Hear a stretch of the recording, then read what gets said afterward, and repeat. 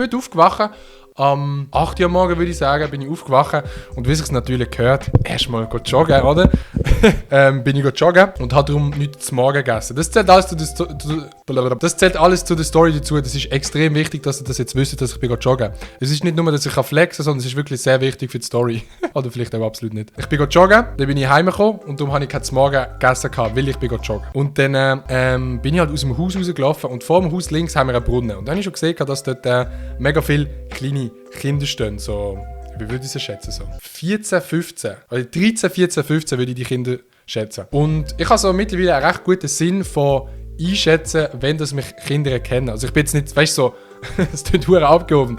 Ich bin jetzt nicht mega fame, ich laufe auf die Streets und ich kann nicht mehr rumlaufen, so, das ist gar nicht der Fall. Aber wenn ich halt so Klassen sehe, noch mehr am Chillen oder so Gruppen von Jugendlichen, die so zwischen 13 und 16, 17 alt sind, dann weiss ich schon recht fest, dass wenn ich dort durchlaufe, dass irgendeiner wird rufen, «Ey, Adi, da!» Bin ich aus dem Haus rausgelaufen und ich kann nur in Folge gehen. In Ehrenbruder Folge eine Banane essen, weil ihr wisst, am Morgen muss nach dem Joggen eine Banane gegessen werden. Auf healthy angelehnt, Chat. Und dann habe ich in Folge laufen und dann habe ich gesehen, dass die Leute dort sind. Und dann bin ich neben durchgelaufen, ist nichts passiert. Bin ich in Folge gegangen, habe die Banane gekauft.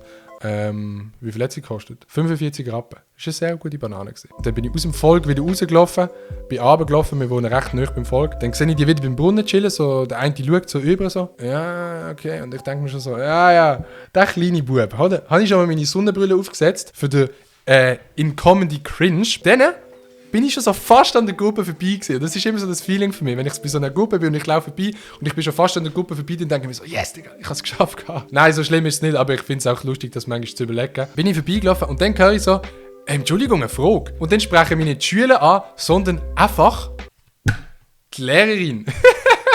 Dann würde ich das mal vorstellen. Die Lehrerin, etwa 40 Jahre alt, sagt so, Entschuldigung, sind Sie von TikTok? Dann ich so, ja.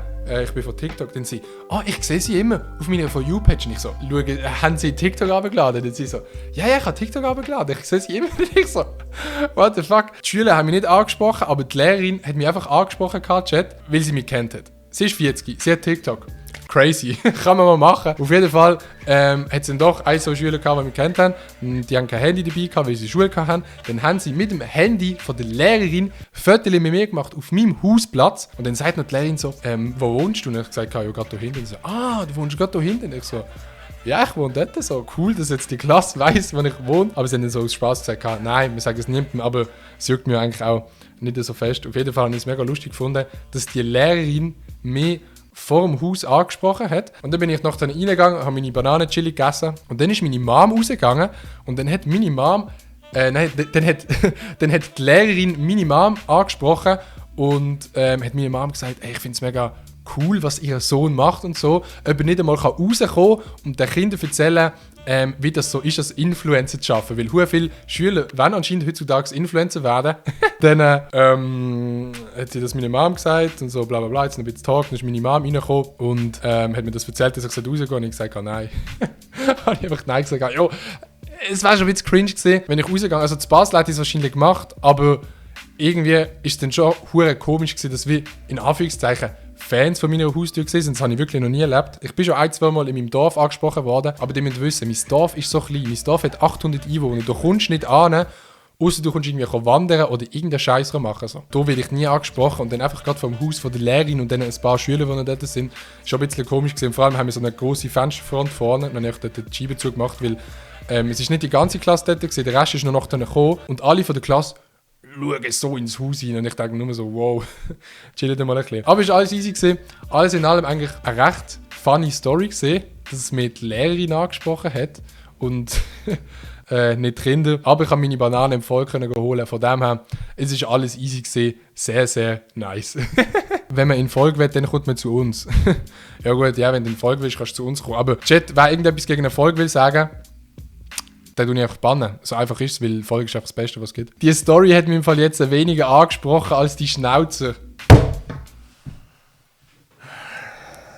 Migros ist immer noch das Beste. Migros ist safe besser als Coop. Damit ihr das so sehen. Coop, Migros, da oben, es ist nicht mal im Bild. Volk. Wie gesagt, alles in allem eine sehr wilde Story.